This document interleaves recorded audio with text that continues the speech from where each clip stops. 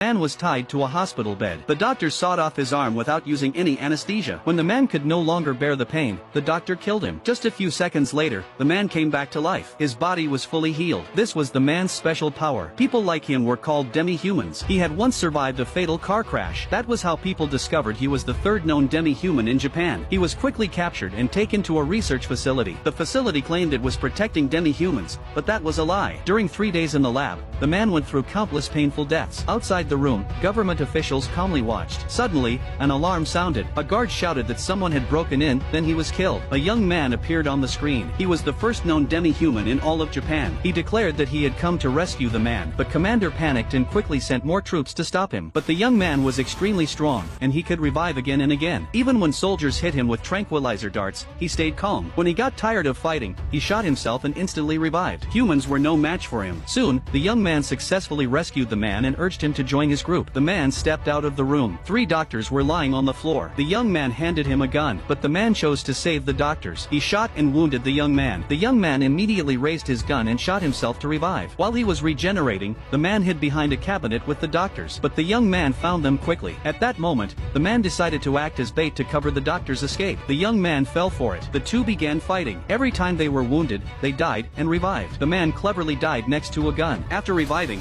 he grabbed it and shot the young man. He ran again while the young man was regenerating, but the young man was too fast and quickly caught up. Then something shocking happened. The man froze in disbelief. The young man said that every demi-human had a ghost. The man immediately summoned his own. While the ghosts fought, the man tried to escape, but his ghost was soon destroyed. The young man caught up with him again. Black smoke rose from the man's body. He summoned a second ghost. The young man was stunned. The ghost stabbed through his body, but it was also destroyed by the other ghost. The man escaped again. By the time the young man broke free and chased after him, the man was already far away. The young man did not continue chasing. He went downstairs to meet his teammate, a man in a wheelchair, who was also a demi-human. The young man told reporters that the government was using demi-humans as test subjects for profit. The man in the wheelchair had endured many years of suffering. The reporters were deeply shocked. None of them noticed the young man's mouth slowly curling into a smile.